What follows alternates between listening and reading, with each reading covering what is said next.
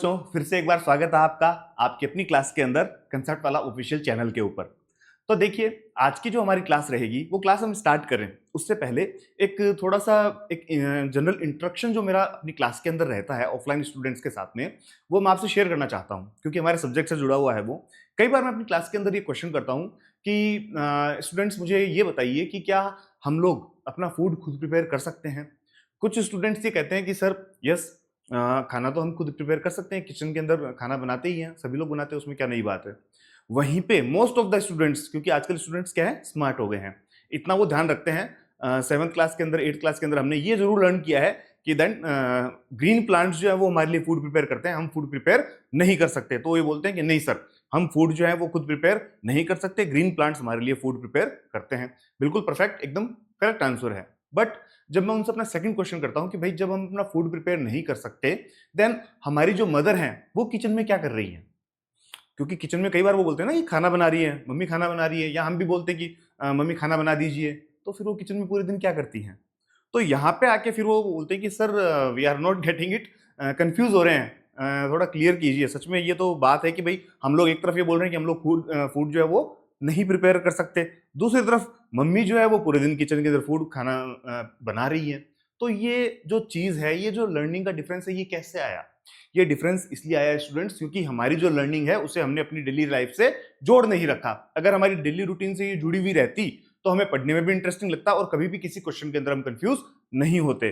तो आज की जो हमारी क्लास रहेगी इसी चीज के ऊपर बेस्ड रहेगी। मेरी ये गारंटी है कि आज की क्लास जो आपने पूरे पेशेंस के साथ में पूरा ये वीडियो आपने देख लिया, तो ऐसा कोई भी क्वेश्चन अगर रोड पे चलते हुए भी आपसे किसी ने पूछ लिया ना, तो आप कभी कंफ्यूज नहीं होगे, एकदम परफेक्ट करेक्ट आंसर आप उसे दोगे।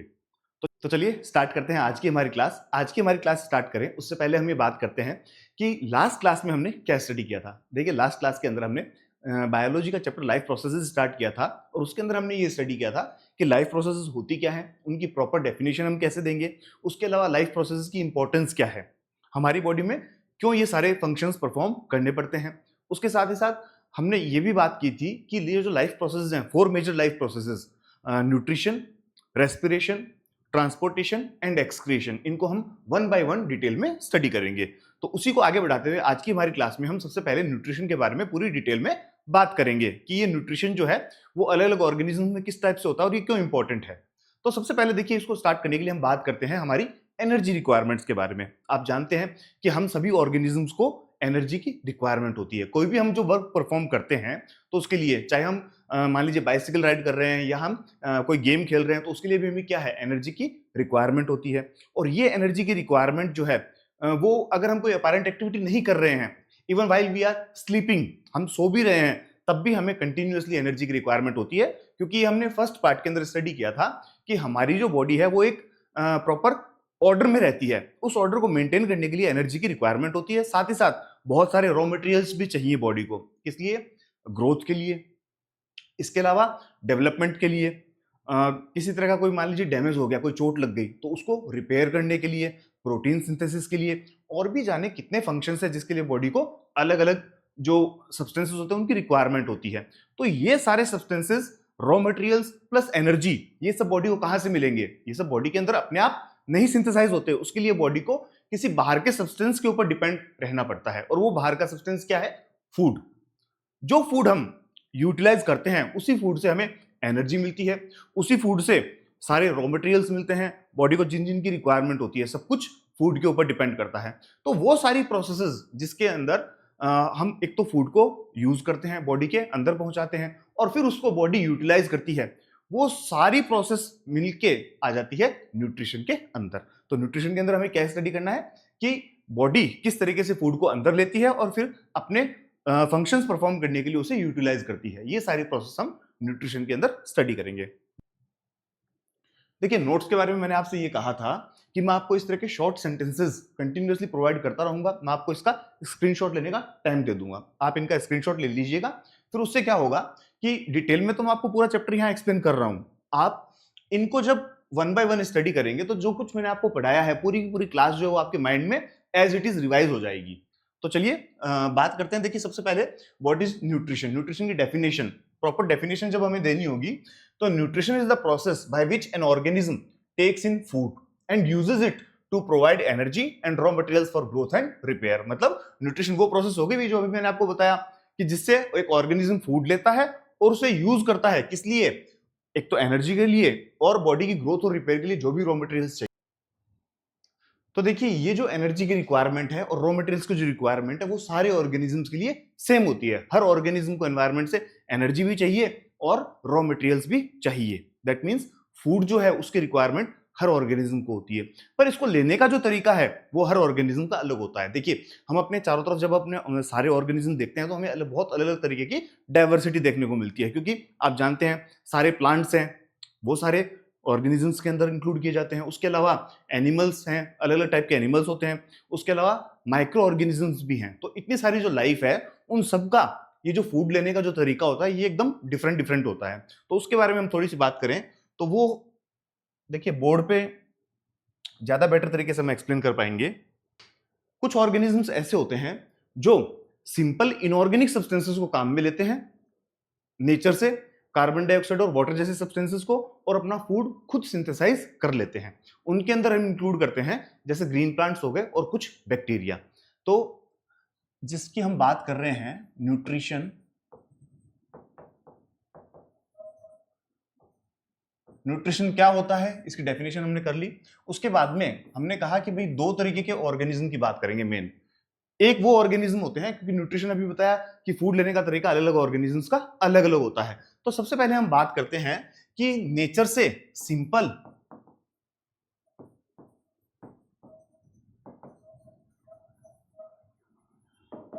इनऑर्गेनिक सब्सटेंसेस लिए जाते हैं, ठीक है, like carbon dioxide and water. तो नेचर से कार्बन डाइऑक्साइड और वाटर जैसे सिंपल सब्सटेंसेस ले लिए और इनको कॉम्प्लेक्स फूड मटेरियल में, पहले कार्बोहाइड्रेट्स में और फिर अदर जो कॉम्प्लेक्स फूड मटेरियल्स होते हैं उनके अंदर कन्वर्ट कर लिया जाता है।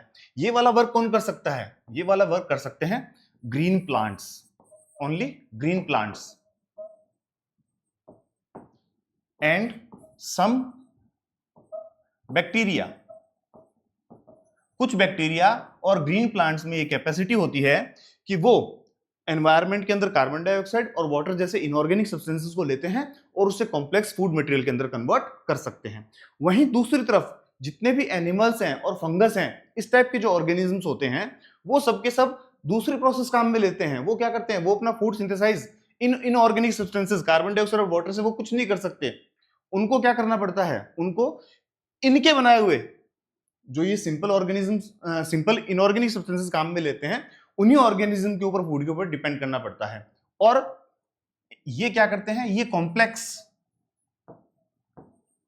जो रेडीमेड नेचर के अंदर जो पहले बन चुका है, कॉम्प्लेक्स रेडीमेड जो फूड है उसके ऊपर डिपेंड करते हैं, उसे यूटिलाइज करते हैं। फिर इनको क्या करना पड़ेगा? इनको सिंपलर सब्सटेंसेस में कन्वर्ट तो करना ही पड़ेगा।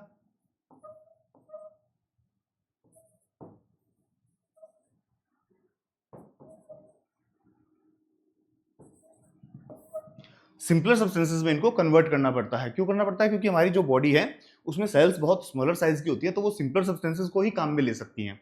तो इनको सिंपलर सब्सटेंसेस में कन्वर्ट करने के लिए ये क्या यूज करते हैं? ये कुछ बायो कैटालिस्ट काम में लेते हैं जिनको हम नाम देते हैं एंजाइम्स।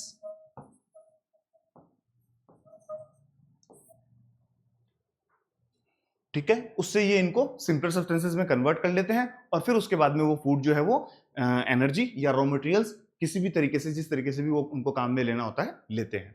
तो कहने का मतलब दो तरीके हो गए। सारी जो पिक्चर है वो थोड़ी बहुत आपको क्लियर हुई होगी कि न्यूट्रिशन लेने के लिए दो तरीके हो गए। एक तरफ वो ऑर्गेनिज्म हो गए जो एनवायरनमेंट में से कार्बन डाइऑक्साइड और वाटर जैसे सिंपल इनऑर्गेनिक सब्सटेंसेस लेते हैं, और दूसरी तरफ जो है जो कॉम्प्लेक्स रेडीमेड फूड जो है उसको लेते हैं और फिर उसको सिंपल सब्सटेंसेस में कन्वर्ट करते हैं। देखिए यहाँ पे एक वर्ड जो है बार बार आ रहा है, इनऑर्गेनिक एंड ऑर्गेनिक। इनको अगर हम क्लियर करें, क्योंकि मोस्ट ऑफ द स्टूडेंट्स जो हैं उन्होंने बचपन से ये नाम सुने हैं 100%, क्योंकि ये बहुत छोटी क्लासेस से, 5th 6th क्लास से ये वर्ड्स हम इनऑर्गेनिक और ऑर्गेनिक काम में लेना स्टार्ट कर लेते हैं, पर इनका जो एक्चुअल मीनिंग होता है उस पर बहुत बार हमारा ध्यान नहीं जाता। इसका मैं आपको थोड़ा सा बता दूं, जो ऑर्गेनिक मटेरियल है वो कौन से होते हैं। ऑर्गेनिक जो है वो बना है ऑर्गेनिज्म से। ऑर्गेनिज्म से जो चीजें हमें अवेलेबल होती हैं वो सारी की सारी होंगी ऑर्गेनिक सब्सटेंसेस। फॉर एग्जाम्पल जैसे पेपर की बात करें, पेपर हमें कहाँ से मिलता है? प्लांट्स से। वो क्या है? ऑर्गेनिज्म। तो पेपर क्या है? ऑर्गेनिक सब्सटेंस है। ठीक ऐसे ही वुड, ठीक है, पेपर, वुड, हमारे क्लोथ्स, हमारी बॉडीज, ये सब क्या है? ये सब ऑर्गेनिक सब्सटेंसेस हैं, क्योंकि ये ऑर्गेनिज्म से बनते हैं। वहीं दूसरी तरफ जो मटेरियल्स ऑर्गेनिज्म से नहीं बने हुए, फॉर एग्जाम्पल जितने आपके मान लीजिए एयर है, गैसेस है जितनी भी, वाटर है, जितने मिनरल्स हैं अलग अलग टाइप के, ये सब इनऑर्गेनिक सब्सटेंसेस हैं। ठीक है, तो नेचर के अंदर हम बात कर रहे हैं ये दो तरह के न्यूट्रिशन लेने की प्रोसेस की। ये वाली जो प्रोसेस है जिसमें सिंपल इनऑर्गेनिक सब्सटेंसेस अपना फूड खुद प्रिपेयर कर लेते हैं, उसे हम नाम देते हैं ऑटोट्रॉफिक। ये होता है ऑटोट्रॉफिक न्यूट्रिशन। और ये वाला जिसमें ये सारे ऑर्गेनिज्म डिपेंड करते हैं ऑटोट्रॉफिक ऑर्गेनिजम्स के ऊपर, ये होगा हेट्रोट्रॉफिक।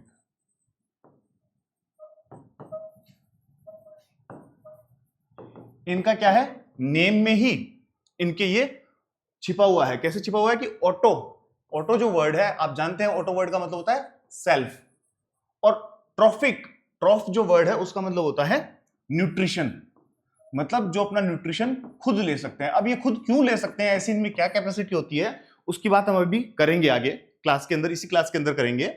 तो ऑटोट्रॉफिक ऑर्गेनिज्म वो हो गए जो अपना खुद न्यूट्रिशन ले सकते हैं।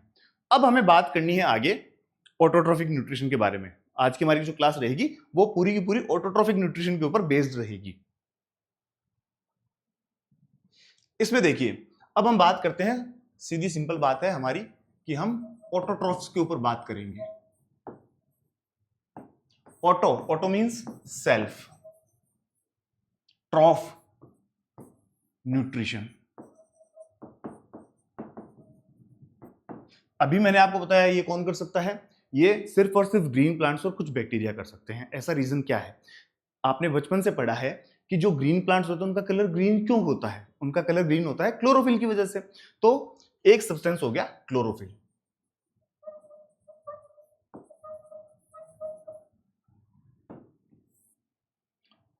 ठीक है, और क्लोरोफिल क्या है? क्लोरोफिल देखिए, ये एक पिगमेंट है। कहां होता है? ये लीव्स के अंदर होता है। और लीव्स में भी कैसे? लीव्स का अगर क्रॉस सेक्शन कट किया जाए ना, तो उसके अंदर हमें बहुत छोटे छोटे छोटे छोटे प्लास्टिड्स दिखाई देते हैं। ठीक है, क्लोरोप्लास्ट, क्लोरोप्लास्ट के अंदर ये क्लोरोफिल होता है। प्लास्टिड्स अलग अलग टाइप के होते हैं, उनमें से जो क्लोरोप्लास्ट होते हैं, उन क्लोरोप्लास्ट के अंदर ये क्लोरोफिल प्रेजेंट होता है। क्लोरोफिल की क्या कैपेसिटी होती है? इसकी खास बात ये है कि ये सनलाइट को ट्रैप कर सकता है। ठीक है, किस तरीके से? ठीक वैसे जैसे हमारे सोलर पैनल्स होते हैं ना छत के ऊपर इलेक्ट्रिसिटी बनाने के लिए, वो क्या करते हैं, वो जो सन की एनर्जी होती है उसको इलेक्ट्रिसिटी के अंदर कन्वर्ट करते हैं। जबकि ये जो क्लोरोफिल है ठीक वैसे ही सन की एनर्जी ट्रैप करता है, पर ये कन्वर्ट करता है उसको उस एनर्जी के अंदर जो हम पूरी की पूरी जो ऑर्गेनिज्म जो है, जितनी भी लाइफ है अर्थ के ऊपर, वो उसको काम में ले सकती है। ये कैपेसिटी खाली किसमें है? क्लोरोफिल के अंदर है। तो इसलिए हम बोलते हैं कि ग्रीन प्लांट्स अपना फूड जो है वो इस तरीके से सिंथेसाइज करते हैं। किस तरीके से करते हैं? देखिए कि क्लोरोफिल प्रेजेंट है, प्लस उन्हें सनलाइट की रिक्वायरमेंट होती है। ये सनलाइट भैया, अर्थ पे जितनी भी लाइफ है उस पे जितनी भी एनर्जी है वो मोस्टली किसी न किसी तरीके से सन की एनर्जी से ही अलग अलग तरीके से मॉडिफाई हो रखी है। ठीक है, तो क्लोरोफिल और सनलाइट की प्रेजेंस में कार्बन डाइऑक्साइड और वाटर चाहिए इन्हें। इससे क्या होगा? इससे एक प्रोसेस होगी जिसका नाम होगा photosynthesis. Photosynthesis, photo means sunlight और सिंथेसिस मींस मेक, कुछ बनाना। तो सनलाइट की प्रेजेंस में कुछ बनाया जाता है। ठीक है, अब पूरी प्रोसेस पे अगर हम बात करें तो ये किस तरीके से होती है? ये इस तरीके से होती है, देखिए कि कार्बन डाइऑक्साइड और वाटर ये आपस में मिक्स होते हैं। Carbon dioxide 6 molecules carbon dioxide के और 12 मॉलिक्यूल्स वाटर के, और ये प्रिपेयर करते हैं, ये क्या है? ग्लूकोज, जो कि एक कार्बोहाइड्रेट है।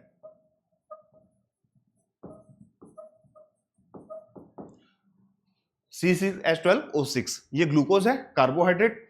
इसके साथ में 6 एटम्स ऑक्सीजन के बनते हैं, सिक्स मॉलिक्यूल्स ऑक्सीजन के फ्री होते हैं और साथ ही साथ 6 वाटर के। तो ये वाली जो केमिकल इक्वेशन है, ये केमिकल इक्वेशन शो करती है किसको? फोटोसिंथेसिस को। तो फोटोसिंथेसिस क्या होती है? फोटोसिंथेसिस की प्रोसेस क्या होती है? देखिए, इसको अगर हम डिफाइन करना चाहें तो इजीली कर सकते हैं। कैसे?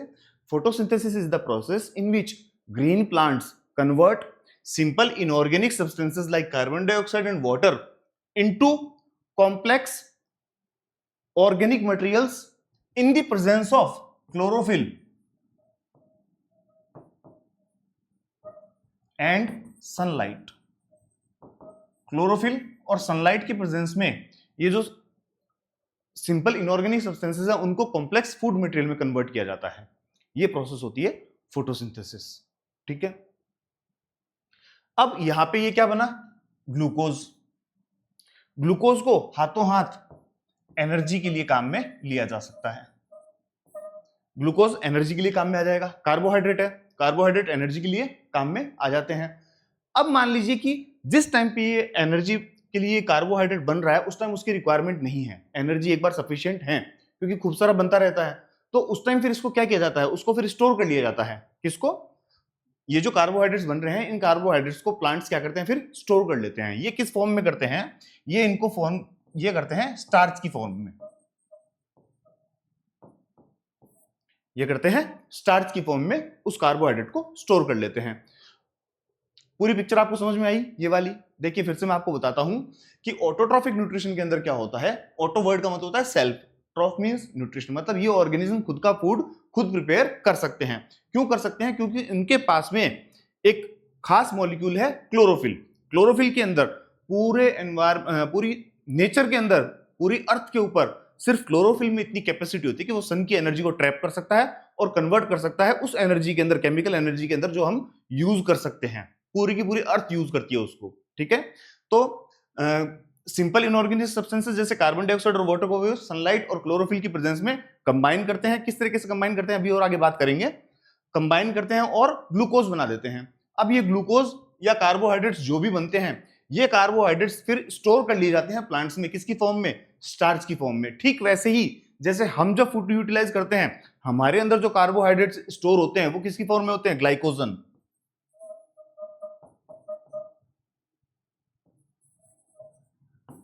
कहने का मतलब एनिमल्स के अंदर जो कार्बोहाइड्रेट स्टोर होते हैं वो ग्लाइकोजन की फॉर्म में होते हैं, प्लांट्स में वो स्टार्च की फॉर्म में स्टोर किए जाते हैं। कौन? कार्बोहाइड्रेट्स। ठीक है, फोटोसिंथेसिस की आपको मैंने डेफिनेशन बता दी। अब चलिए वापस चलते हैं एक बार अपने पीडीएफ के ऊपर। देखिए ये मैं आपको एक्सप्लेन कर देता हूं। सबसे पहले आप इसका एक स्क्रीनशॉट ले लीजिए।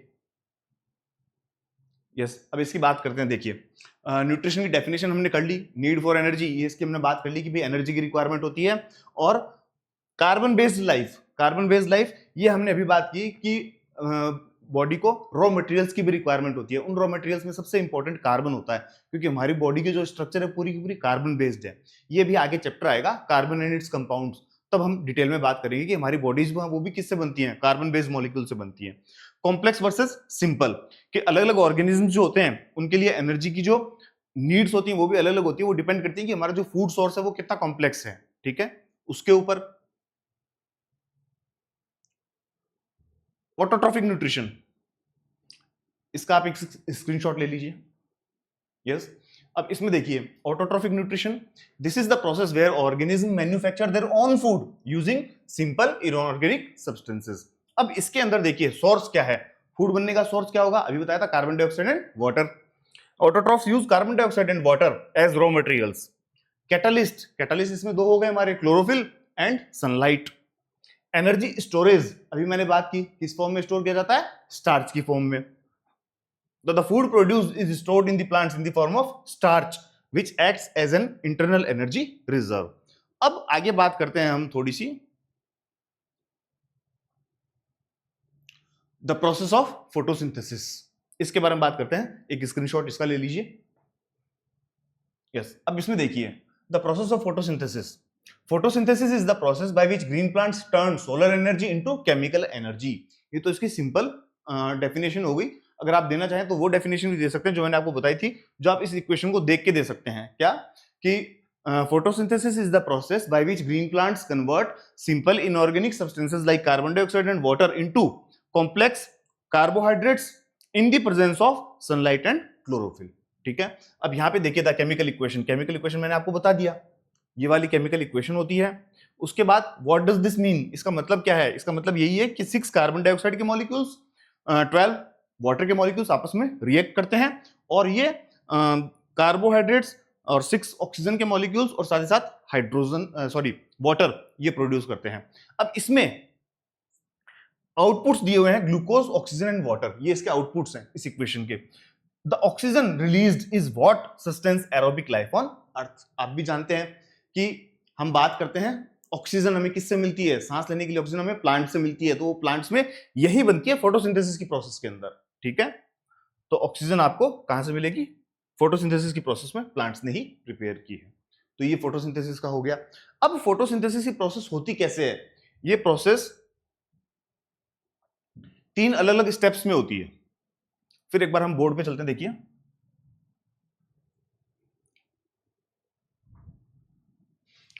फोटोसिंथेसिस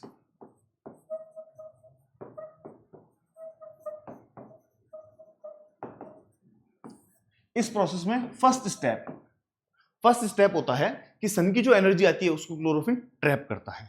ठीक है, तो क्लोरोफिल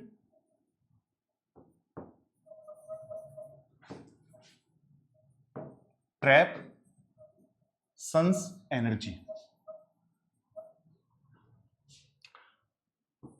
नंबर 2, क्लोरोफिल ने क्या किया? सन की एनर्जी को ट्रैप कर लिया। अब ये सन की एनर्जी इसको कन्वर्ट किया जाता है, सोलर एनर्जी को कन्वर्ट किया जाता है केमिकल एनर्जी में, तो ये बदल जाता है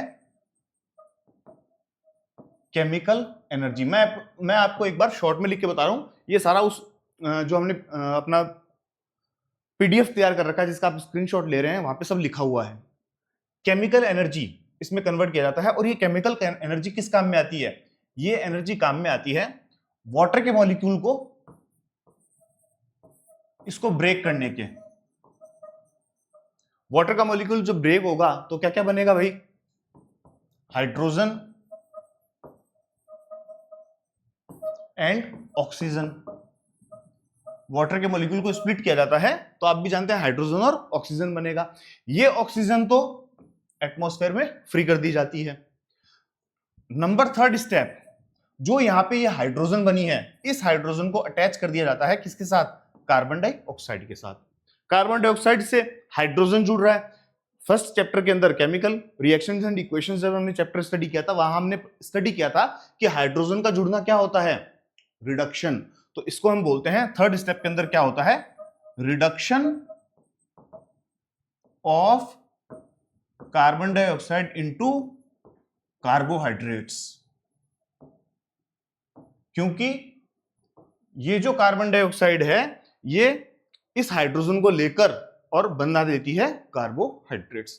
तो ये 3 स्टेप्स होते हैं फोटोसिंथेसिस की प्रोसेस में। नंबर 1 कि क्लोरोफिल सन की एनर्जी को ट्रैप करता है, उस एनर्जी को वो काम करता है केमिकल एनर्जी में कन्वर्ट करता है और फिर वाटर के मॉलिक्यूल को स्प्लिट किया जाता है। वाटर का मॉलिक्यूल आप जानते हो H2O होता है। जब H2O स्प्लिट होगा तो हाइड्रोजन अलग हो जाएगी और ऑक्सीजन अलग हो जाएगी। ये हाइड्रोजन फिर कार्बन डाइऑक्साइड से जुड़ती है तो कार्बन डाइऑक्साइड का क्या हो गया? रिडक्शन हो गया, जिससे कार्बन डाइऑक्साइड कार्बोहाइड्रेट्स में कन्वर्ट हो जाती है।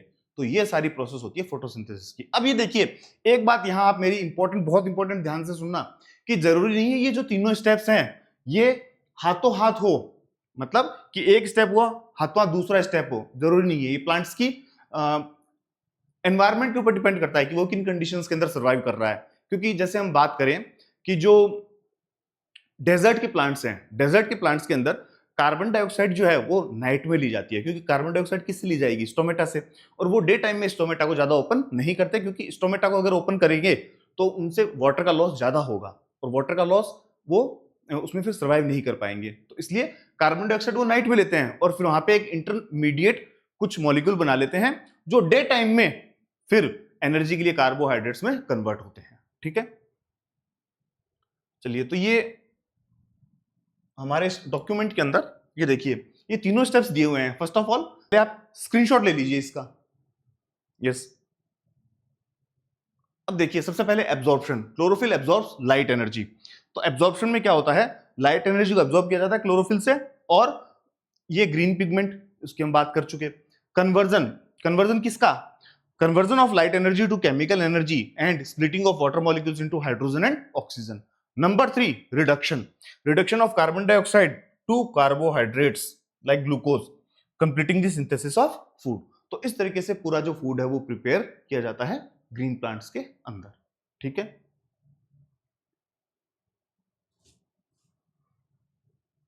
देन साइट ऑफ फोटोसिंथेसिस, ये भी मैं आपको बता चुका कि ये कहां होता है, लीव्स के अंदर प्लास्टिड्स, कौन से प्लास्टिड्स, क्लोरोप्लास्ट जो होते हैं वहां पे ये वर्क किया जाता है। तो site of photosynthesis is the chloroplast.